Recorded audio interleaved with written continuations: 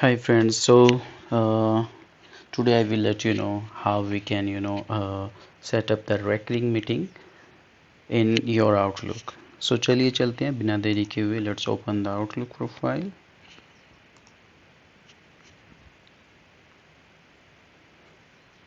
Okay so हमने outlook open कर लिया है. तो हमें रेकरिंग मीटिंग कैसे सेटअप करनी है.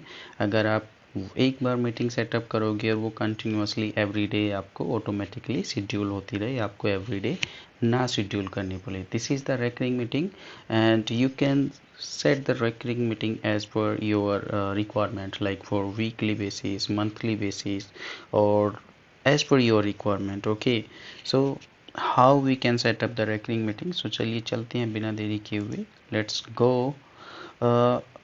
हम दो जगह से recurring meeting setup कर सकते हैं. From here, new team meetings and appointments. Okay, so let's go to the second part. Go to calendar. Okay, calendar से हम new appointment करेंगे.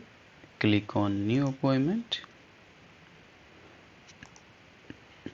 Here is we can put the title, test meeting, invite attendees. आपको किसको meeting भेजनी है. Like I want to send this meeting to test user 3. Okay, so we can हमें date और time, किस टाइम और किस डेट में आपको मीटिंग शेड्यूल रखनी है, तो आप वो अपने अकॉर्डिंगली यहाँ से चूज़ कर सकते हैं. सो अभी लाइक हमें ये मीटिंग आपको 8 AM पे करनी है और आपको टाइम जोन भी यहाँ से देख सकते हो किस टाइम जोन पे ये मीटिंग रिफ्लेक्ट होगी. सो हमने टाइम जोन को चेक कर दिया है, तो हमारा टाइम जोन यहाँ पे रिफ्लेक्ट होने लगा है. उसके बाद हम देख सकते हैं कि अगर आपको दूसरे डिफरेंट टाइम जोन में मीटिंग सेट करनी है, आपको कोई आइडिया नहीं लग पा रहा है कि IST से दूसरा टाइम जोन, लाइक आपको EST टाइम जोन में या आपको PST टाइम जोन में या आपको एनी अदर टाइम जोन में सेट करना है, तो आप यहाँ से सर्च करके वो टाइम जोन सेलेक्ट करोगे accordingly. Then you can select the time here. Okay, so अभी हम इंडिया के टाइम जोन पे मीटिंग सेट करेंगे. So this is here the recurring meeting option, make the recurring. So we can click on recurring. सो हमारे पास multiple options हैं कि हमें ये मीटिंग वीकली डेली बेसिस करनी है. अगर हमें आपको ये मीटिंग डेली बेसिस करनी है सेम टाइम पे, सो वो डेली बेसिस आपको मीटिंग ऑटोमेटिकली शेड्यूल होगी.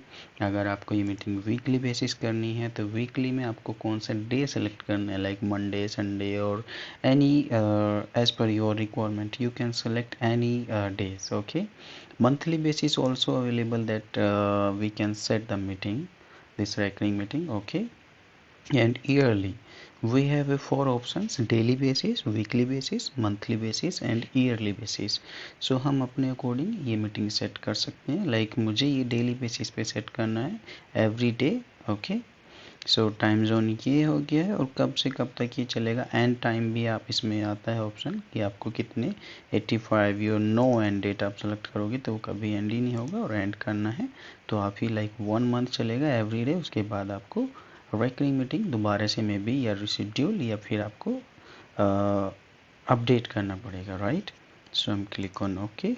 So automatically that is effective from this, so we can send this meeting.